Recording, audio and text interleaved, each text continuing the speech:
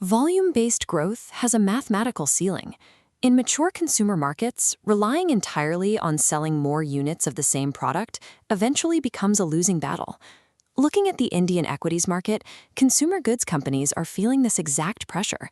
They operate in an environment where historical growth levers are stalling out. This chart illustrates market growth dynamics.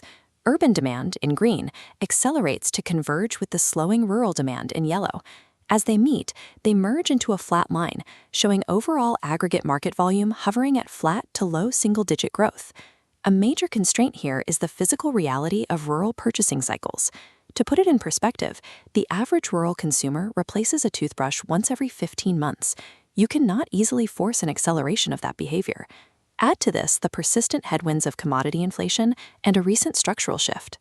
The implementation of specific GST changes has severely constrained the pricing power that companies historically use to offset inflation. Any consumer goods company trying to navigate this environment by simply pushing unilateral price hikes or waiting for rural volume to explode is staring down inevitable margin erosion.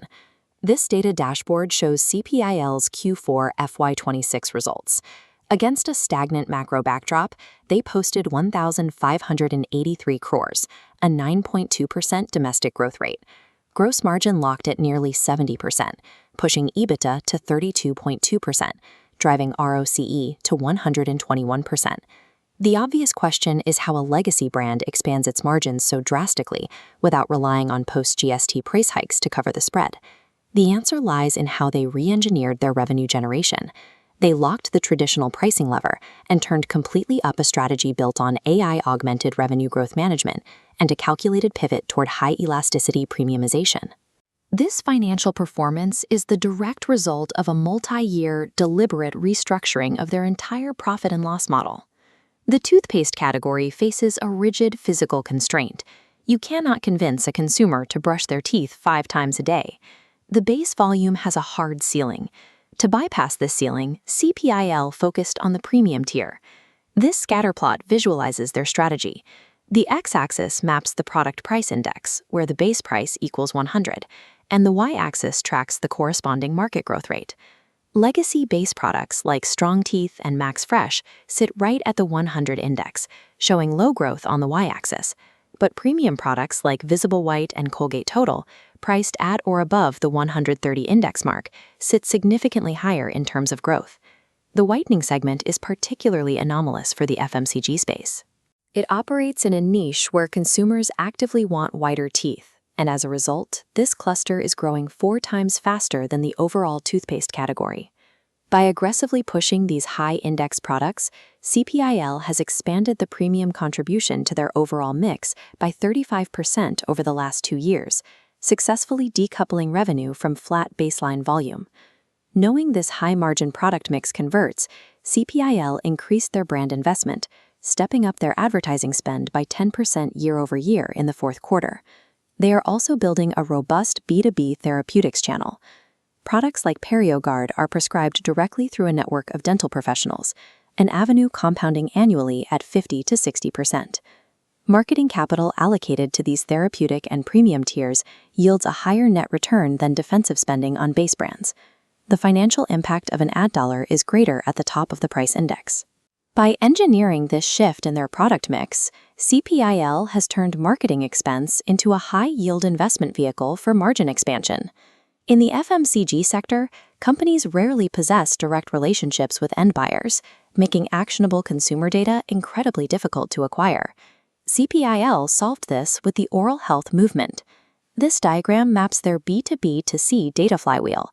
Stage 1 relies on printing a scannable QR code across 500 million standard toothpaste packs. Scanning that code transitions to Stage 2. It immediately facilitates an absolutely free virtual consultation between the consumer and a certified dentist. The scale of this operation is massive.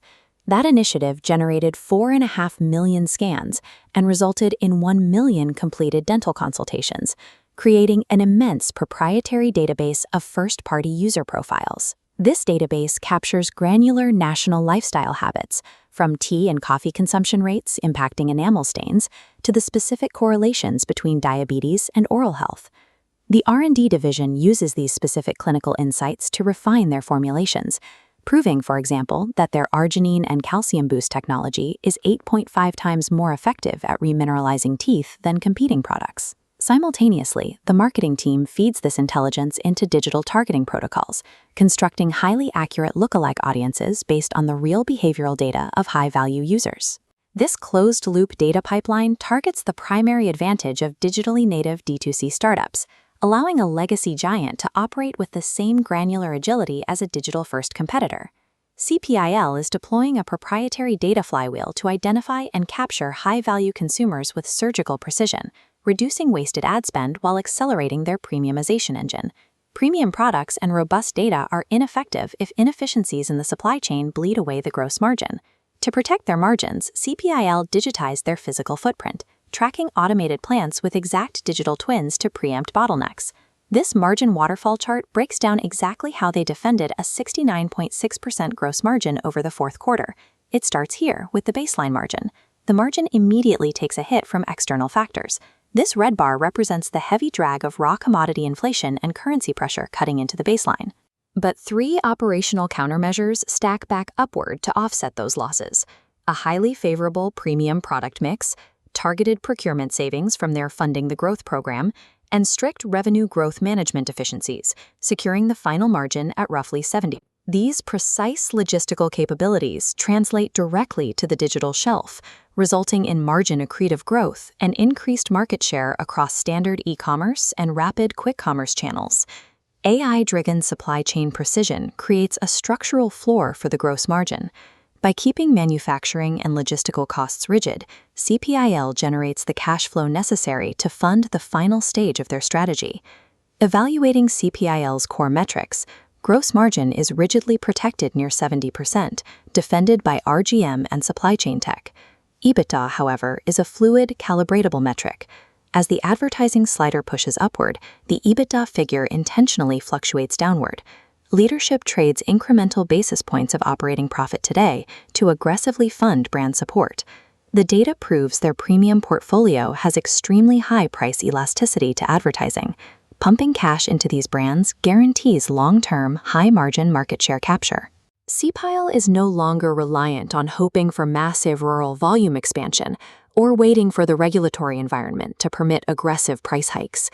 They are executing on 3 distinct pillars: a structural shift to premium products, the deployment of a data flywheel, and AI-defended gross margins. CPIL has transitioned from defending a 90-year legacy to operating a tech-enabled compounding engine, fundamentally re-engineering the P&L to prioritize margin-accretive growth.